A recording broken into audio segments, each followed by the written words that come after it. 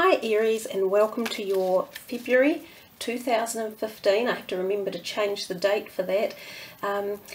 Tarot horoscope reading with me. Thanks for joining me. I appreciate that you do, and I hope you're going to enjoy the reading. We'll do 4 cards and we'll take one fifth one from the bottom of the deck as an overall general feeling of energy for the month. The cards will be non-specific. They will relate probably to the first and second, third and fourth week. So we'll do it in that format. So this is for Aries. Let's see what energies are coming here. Okay. The Three of Wands, the Star,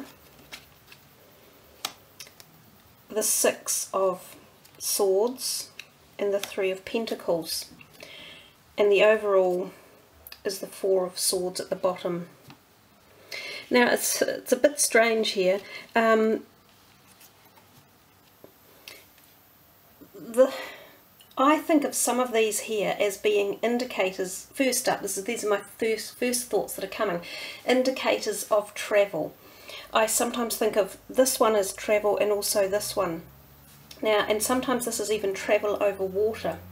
So for some of you Aries, you may travel once or even twice in the month, because this is the first week and that's the third, but it could just indicate an overall possibility of some form of travel. And as well, this one here is considered like a bit of a rest card, where you take time out and you slow down things a little bit. You might need to meditate or contemplate some actions in and around your life. But it's also the card that signals a small retreat, or like literally a break away from something in your normal routine. So the first thing that came to me out of all of these was this feeling of some sort of movement or travel in one way or another. That was the biggest message that came.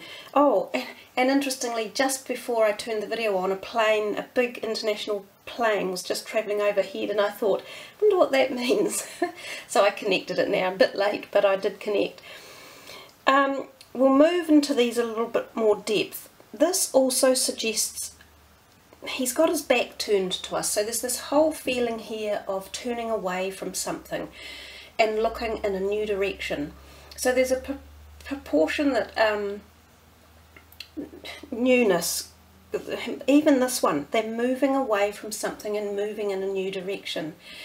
And oftentimes this card can be about leaving something behind with a little bit of sadness, that you either may not have wanted to leave it behind, or you've been put in that position, or you wish that someone or something could come with you, but for various reasons you realise that you have to make a move and move on. So there's the two feelings, isn't there? There's about moving. Sometimes this is also moving house. So some of you could be shifting home for one reason or another, possibly purchasing a new home, or just moving home, whether or not you move out of a home like your family home, or you know, as you start out on life and you're going in new directions, or you may be for the beginning of the year, you might be taking up new responsibilities or a new career opportunity that requires you to go somewhere to make these changes. This one, the Three of Wands, is quite often about thinking of your future, you know, contemplating your opportunities and where you should perhaps be focusing, who can support you, how can you get your flow going, and what is it that you need to learn, or are you on the journey that you're meant to be on? It definitely indicates this feeling of reflection about your up and coming future and the path that you're going on. This whole reading has a feeling of thinking or thoughts, movement, travel, and contemplative time out. Now you've got 2 swords out of the 5 cards, and the swords often indicate, you know, a sort of a more not tedious or difficult, but of all the 4 various cards or varieties of cards that can turn up, the swords are often the more argy-bargy. They just come with a little bit more grunt behind them, and quite often they can be words that are spoken too. So the fact that they're kind of sitting on top of each other here indicates, and that this was the overall feeling of the reading, it indicates that we've got this feeling around us that the month of February could just be a bit, I don't know, terse maybe is a word I'm thinking of. But you've got this beautiful star. So the star is truly one of the most gorgeous cards in the whole deck, and it's the major arcana. So it tells us that something at a quite deep level for you that could be affecting you during this month of February will have some form of protection around it anyhow. So there's a degree of, when this card turns up, it lessens any negativity that is around to a degree. And again, this sitting directly above this, feeling the need to take time out or take a break, or often when this Four of Swords turns up, it even means things are going slow, like your finances may not be bubbling along quite as well. Applications for jobs tend to not do as well, right? But because the star is here, it removes some of that negativity around the situation. So she's a beautiful one to have. She indicates prosperity, support from the whole universal energy and flow, the ebb and flow of life. She indicates energy, she indicates good health, generally prosperity with finances as well, new romance possibly. So in that second week of February, there's that feeling of coming together nicely with the support and the thought all flowing in. Now, the Six of Swords, as we said before, is often about travel. It can also indicate, again, a bit of a slowing up of finances or applications for things. If you're dealing with any legal papers or you're wanting things signed, it can indicate a bit of a slowing up of that. But it can also indicate the prospect of shifting home or buying a new home, or the travel. The Three of Pentacles is even though it's a greyish looking card, it always confuses me, this card, because I look at it and I think, oh, it's just dark. But it doesn't mean that. It is actually considered a positive card, and it's the finances card. So in the last part of February here, we're thinking finances are coming together, rolling along quite smoothly. It's also about career. It often indicates that you're being well considered in your career, that people appreciate the work that you're doing, that you're being included in with other people. So because there's three people here, and they're all working together collaboratively to bring about something that works well, that fundamentally is enhancing either the career they're in, or the business they work for, or the ideas they're putting forth. So it's actually a very positive card. It's quite I guess the reason why I think of it as grey is quite formal in a way. It can indicate formalities that are positive.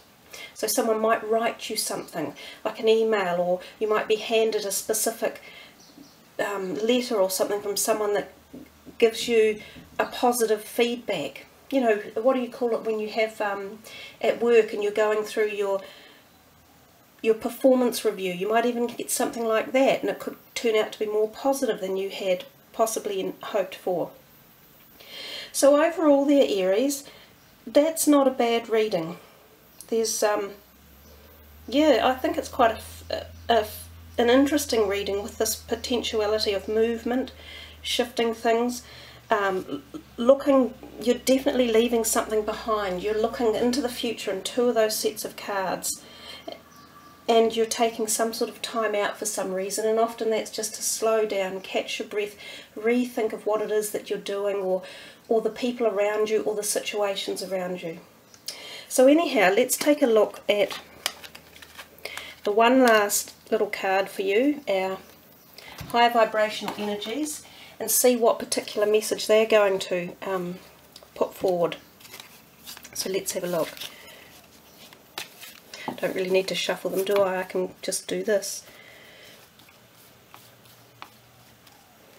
Okay. Sandalphon, intention. That's a beautiful sacral chakra energy. So this could be about gathering your own strength, so gaining some sort of strength that you may have lost. Oh, there's that, matching with that retreat card. So there is this message about regaining your own personal strength. Now the intention is, it's a really powerful thing, and it's powerful for setting your future, because you can't really do anything, plan your future or make decisions or go anywhere or become who it is you are, or be able to carry out your dreams or manifest things without first setting the intention in place. Intention to me is the very beginning of every action that must come. So your intention is your thoughts. That's how all creativity starts, from thought. So your thoughts are incredibly powerful. So it would appear that your message for the month of February is focus on your thoughts, which will bring you strength, and it will enhance your emotional and physical and spiritual strength. So have positive focus.